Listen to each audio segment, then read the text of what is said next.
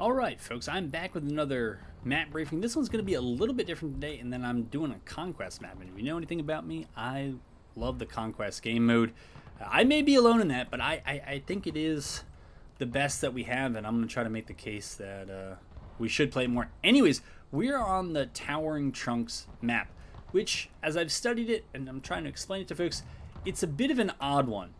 Alright, back up on Conquest if you're not sure. The key to Conquest is to control at least one more of these three positions, A, B, or C, than the other side for as long as possible. If you can get more than one more position up, right, you can go 2 up, you can go 3 up, and then the counterattack will start, that's fine. But the goal is really to have at least a one flagpole, because they're all flagpole, advantage over the other side. This is an odd map. If you understand that, then if there are 3 points, you generally want to control 2, because that will ensure that you have at least a one-up position on the other side.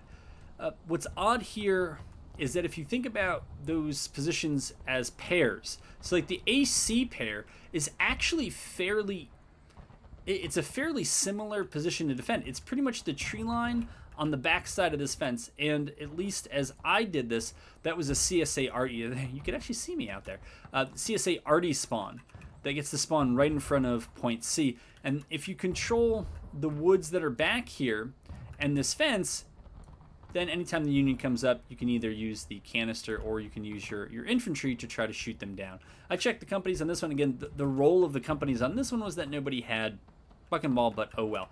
So this position here can hold C. It can also, it's not far to flex from here to A. And so if you're able to do that, and you had, 2 companies over here, and you had another 2 that were a ways over here, they're still close enough that they can rush to help one another, and you can cap A and C. You can turn your Arty to help defend C. The boundaries are one of the things that make this, I think, a particularly appealing hold. So, right, you're already timing out right at about that fence line. You can go, we actually played this one a little while ago. You can go a little ways over here, but not too far. So that pinches an attacking avenue off. And then the other, this is kind of the Towering Trunks side of it all, over here by point A. You can't wrap that far around. This is an odd design choice. You can't wrap that far around point A. Right, so we're out here without drawing yourself so far away from the other points that you kind of don't matter. You can come around. This is us kind of going towards, you see we're starting to time out. So if you wanted to come in from behind, they're not really going to let you. Pretty much A is almost at the back of the map.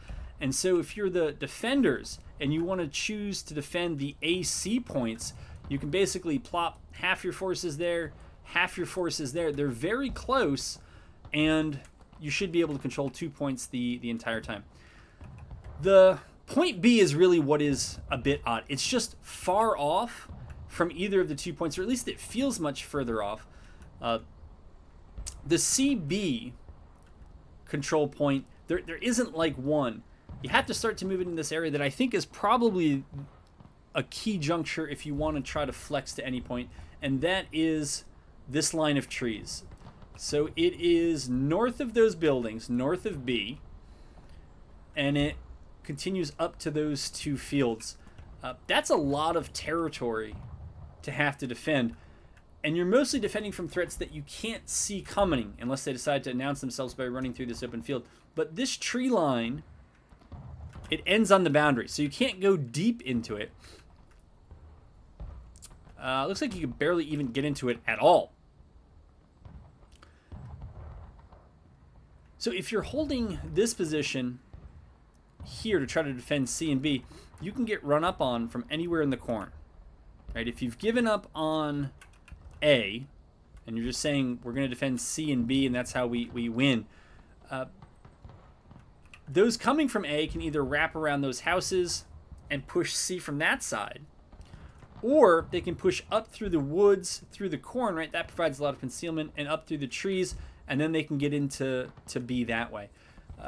So there's no easy way, right? Because you might have to defend, you might have to have your forces all the way back here, or all the way over here, And then you can't defend both points, or you're so spread out that you can be concentrated against. They can concentrate their companies against your isolated companies, and they can swallow them up and defeat you in detail. And so I think the only way you kind of get around that is to probe up further. But then I eventually end up coming back to recommend you either defend from the backside of A and C, or maybe you snake a group up here. But again, I don't like defending on the backside of corn because you never know what's coming through there to get you. Sometimes groups will leave those flags behind, so you can't even look for those sticking out of the top. So the C-B hold seems to require you to really have to spread out your forces and leave you open to a lot of stuff. I'm not thrilled with it. A little bit about point B. It must be Union Arty that has the distinct privilege of having... Maybe it spawns in two places. Maybe there's another 3 guns, because the CSA seem to have a lot more Arties, so maybe this is only part of the battery. I did not do a thorough search because it's Conquest. Like, it's artillery on Conquest in 2024. Doesn't feel like it's worth looking for. I guess if they spend some time rolling up, they could point guns at B, but the problem is that they can get flanked here very easily. You can't go too far behind the guns, but you can go a little ways before you start to time out, if you don't believe me. All right, so we're timing out behind the guns now. It's a bad battery position, and so I would generally say don't bother even going Arty on this. But anyways, that's what's back here on point B. You have buildings on either side. You have woods pretty much on 3 sides, right? The east side, north side, and the west side. And then you have this back fence. You can't even really defend it from the back fence because you can be intercepted. So that's a little bit about point B. If you were to take a really odd approach, and B and A, I think, are the furthest 2 points apart from one another, like as far as pairings go. What does that entail if you're able to try to defend that? You have to also, I think, come up and forward defend. Right? If you try to defend, right, this would be both B and A. To defend B, you're going to have probably 2 of your companies over in these woods here. And then to defend A, you're probably going to have another 2 that are over here. Now, they should be close enough within earshot, but probably not close enough to within mutually supporting distance. And so I don't love that pairing.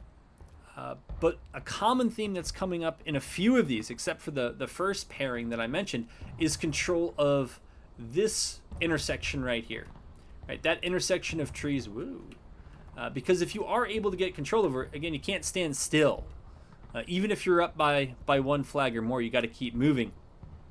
But if you do control that, and you can deny easy access to the other side, you either got to push them up against the boundary where they might not have cover and concealment, or you force them to take much longer routes, in which case you can get to those points before they do, and you can shoot them while they're trying to lower and to raise their flags.